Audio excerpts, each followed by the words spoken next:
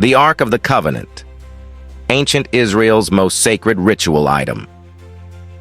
In Judaism, the Ark of the Covenant is defined as a gold-plated wooden chest containing 2 carved stone tablets inscribed with the 10 Commandments given to Moses by God. The Ark of the Covenant was the most sacred religious object the Israelites carried with them throughout their lives. It was a symbol of the covenant between God and the Israelites. They believed that having the Ark of the Covenant with them was a clear indication of both God's power and God's presence with them on earth. The Ark of the Covenant has always been a great source of motivation and added great value to their lives in terms of preserving the revelation given to Moses, who is the greatest prophet and lawgiver in Jewish society. The concept of testament in Judaism.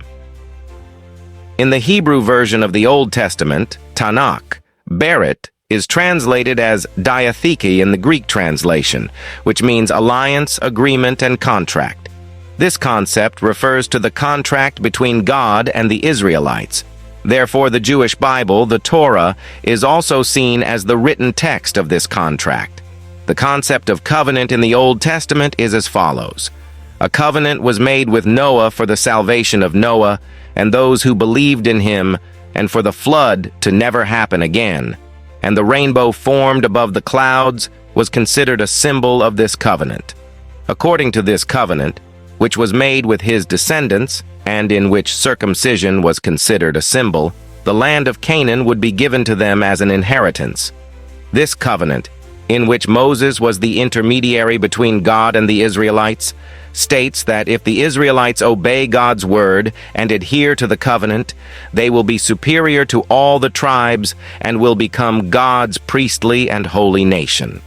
As a condition of the covenant, they will be asked to fulfill the 10 Commandments of the Torah. This covenant, in which Moses was the intermediary between God and the Israelites, states that if the Israelites obey God's word and adhere to the covenant, they will be superior to all the tribes and will become God's priestly and holy nation. As a condition of the covenant, they will be asked to fulfill the 10 Commandments of the Torah. They were required to observe the commandment. They were to observe the Sabbath, Saturday, the symbol of the covenant, according to its rules. A number of offerings, ceremonies, and procedures were established for the fulfillment of the covenant, and the covenant was renewed with the next generation in the plain of Moab. A covenant was also made with the Levites and with David, and his descendants were promised an eternal throne. The Jews often failed to honor this covenant between God and themselves, and were punished for it. Initially, God did not favor the Jews who broke the covenant by sinning and breaking their promises. However, later he had mercy on them and made a new covenant with them. According to this covenant, God will put his law within them and write it on their hearts. In return, he will be God to them, and they will be his people to him. Their sins will be forgiven. The Ark of the Covenant is sacred to the Jews because it is the most important reminder of the covenant with God. The Ark of the Covenant is the place where the Torah was written in biblical times. There are many definitions that point to the religious and historical significance of the Ark of the Covenant. It is called Aron HaBerit in Hebrew and Ark of the Covenant in English. It is also called the Ark of the Testimony. The Ark of the Covenant is also known as the Ark of God and the Ark of the Lord. In the Holy Quran, the word coffin is used in this sense. The Ark of the Covenant was of great importance to the Israelites. It was built by Bezalel and housed the 10 Commandments, symbolizing the covenant between God and the Israelites.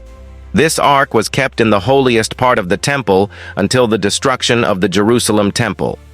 The cabinet in which the Torah rolls are kept, representing the Ark of the Covenant, is the most sacred place of worship in synagogues and is held in the highest respect by Jews. It is generally believed that the Ark of the Covenant, containing the 10 Commandments, was kept for the first 10 centuries. Initially, it was kept on Mount Sinai, then in the settlement of Shiloh in the Holy Land, and finally in the Bet Hamikdash, in Jerusalem. In Judaism, the Ark of the Covenant, historically carried by the Levites, the clergy, was traveled through the desert representing the community of Israel. Because of its holiness, it was sometimes even taken to wars. When not at war, the Ark of the Covenant was kept in a portable tent sanctuary in the desert. Only high-ranking clergymen were allowed to approach the Ark of the Covenant in this tent sanctuary on Yom Kippur.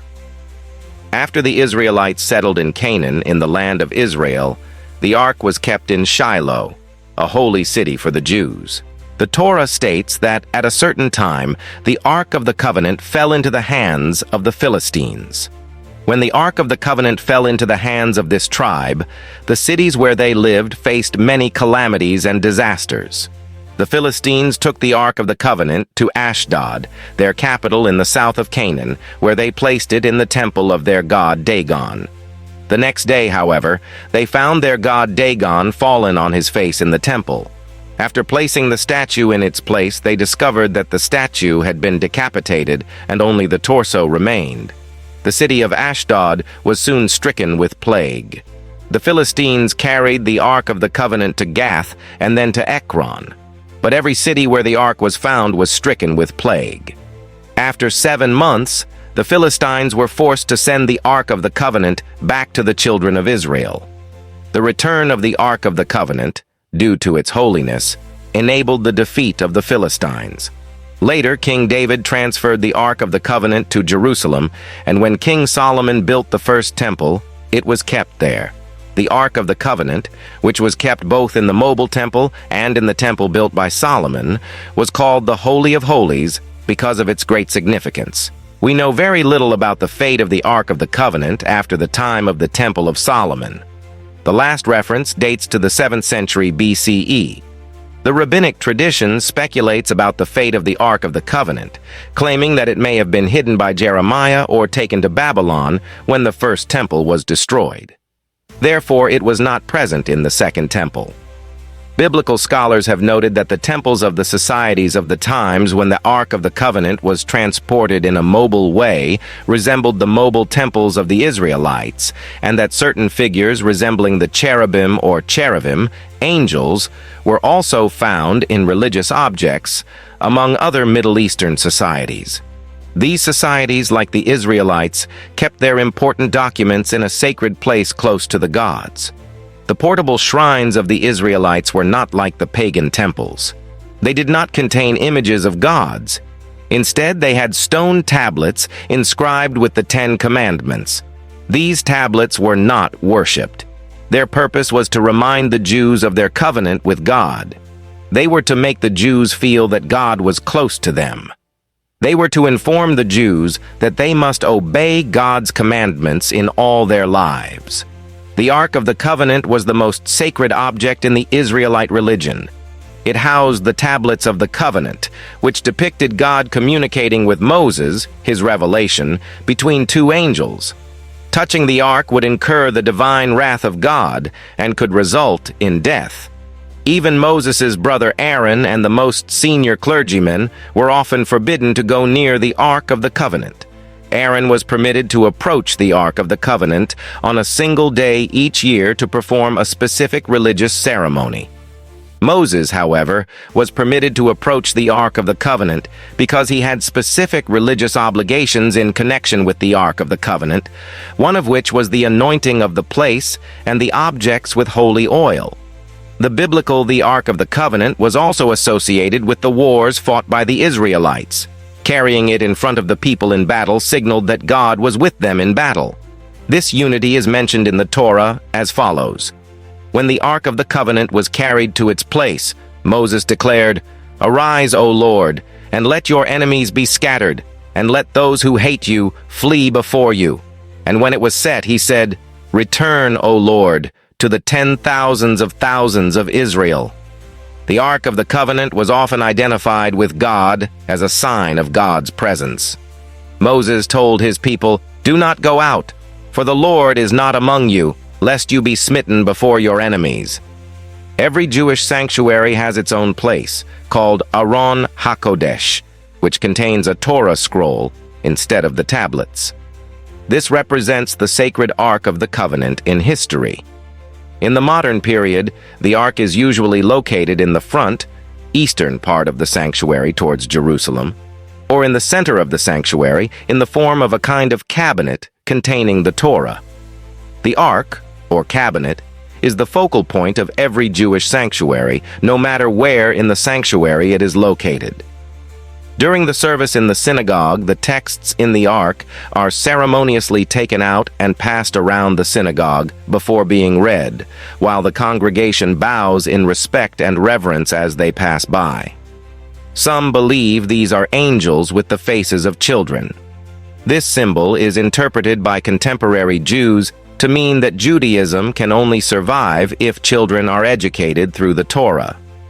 These cabinets, which look like the place where the scrolls of the Bible are kept, are called the Holy Ark in Hebrew, which is what they are. The Ark of the Covenant was constructed by God at the behest of Moses, who ordered Bezalel to build it. This occurred during the time the Jews were with Moses at Sinai. The Torah states that God revealed the shape and dimensions of the Ark of the Covenant. The length of this ark, which is to be made of acacia wood, will be 2.5 cubits. Its width and height will be 1.5 cubits each. It will be covered with gold inside and out, with 2 gold rings placed on its 2 long sides, and a handle made of acacia wood and covered with gold attached to them. The ark will be covered with a thin plate of pure gold, with 2 cherubim with wings made of gold placed on both sides of this cover. These 2 cherubim will protect the ark by covering it with their wings, by spreading their wings so that they touch each other. There are 2 angels here because it is accepted that God sat between the 2 angels and spoke to Moses while he was receiving revelation. The ark was carried by 4 gold rings attached to the sides, made of acacia wood and covered with gold. These rings were placed at the corners so that the ark could be carried. The Levites, descendants of Kohath, carried the ark on their shoulders using wooden sticks attached to these rings. This was according to the Torah, which entrusted them with the task of guarding and protecting the ark and its contents, the Ark of the Covenant. This has been debated for centuries. The general opinion is that Moses broke the first tablet containing the 10 Commandments, while the second tablet was not damaged and was preserved in the Ark of the Covenant. The Talmud states that the 2 tablets were found together in the ark and were not damaged. Another opinion is that there were 2 Ark of the Covenant, with the tablets placed and preserved in both. The breaking of the tablets with the 10 Commandments by Moses' breaking of the plate, or plates, with the 10 Commandments is related to the following incident. When Moses stayed on Mount Sinai for a long time to receive revelation, his people began to think that he would not come back. They decided to make an idol and made a golden calf statue because they had seen the Egyptians worshipped idols while they were living in Egypt. Some say that the conditions of the Israelites at that time, the characteristics of the agricultural society, and the bull being a symbol of power and energy may have prepared the ground for this worship. The incident of the golden calf is described as follows. When the people saw that Moses did not come down from the mountain and delay, they gathered around Aaron. They demanded, "Arise and make us a god to lead us." They said, "We do not know what happened to Moses, the man who brought us out of Egypt." Aaron replied, "Take out the golden earrings from the ears of your wives, your sons and your daughters, and bring them to me." And every man took off his earring and brought it to Aaron. Aaron gathered the gold and made a cast idol in the form of a calf with a carver's tool. The people said, "This is your God, who brought you out of Egypt." When Aaron saw this, he built an altar in front of the calf and proclaimed, "Tomorrow is a feast in honor of the Lord." And the next day the people rose early, offering burnt offerings and bringing peace offerings. They then sat down to eat and drink and then rose up and made merry. The Lord said to Moses, "Go down and come down, for your people whom you have brought out of Egypt have gone astray." They immediately turned aside from the way I commanded them. They made a golden calf and worshipped it, saying, "O Israel, this is your God which brought you out of Egypt." It was a terrible sin for Moses' people to leave God and worship idols. When Moses came down from the mountain, he had stone tablets with the 10 Commandments. The engraved writing on the tablets was God's writing.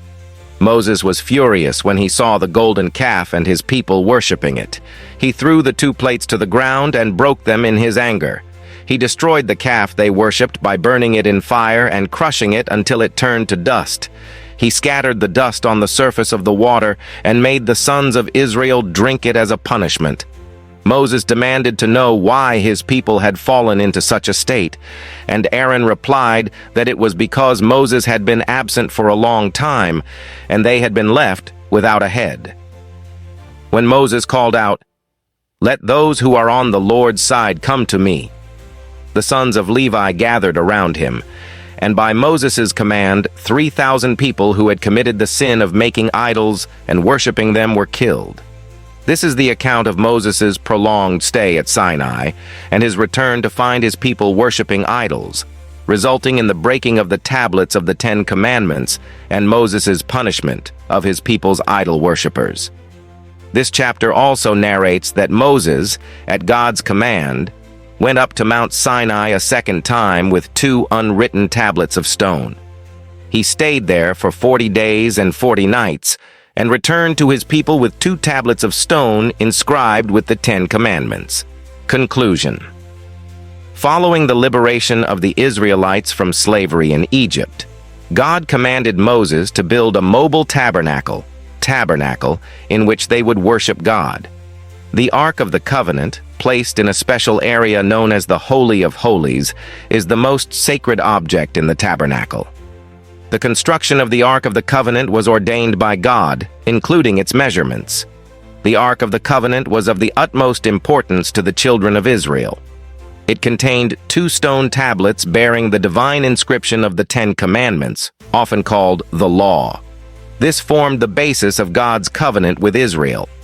Furthermore, the Ark of the Covenant was identified with God and seen as the manifestation of God's presence on earth. Therefore, it was carried in front of the Israelites, like a leader, wherever they traveled. It led and protected them not only in the sanctuary, but also in battle. The Ark of the Covenant was more than just a special object with extraordinary powers to the Israelites. It was their means of communication with God. Therefore, not everyone could approach it casually. For this reason, it was known as the Holy of Holies, and only high-ranking clergymen were allowed to approach it on the Jewish Day of Atonement, Yom Kippur. The fate of the Ark of the Covenant is uncertain, but it was preserved in the holiest part of the temple until the destruction of the Jerusalem Temple, 586 BC. It is thought that the Ark of the Covenant was somehow lost during this period. In any case, the Ark of the Covenant has an important place for the Jews and will never lose its significance for them. Every Jewish sanctuary is called Aron HaKodesh today to represent the sacred Ark of the Covenant in history. This is clearest of all in the fact that it has special places with Torah scrolls.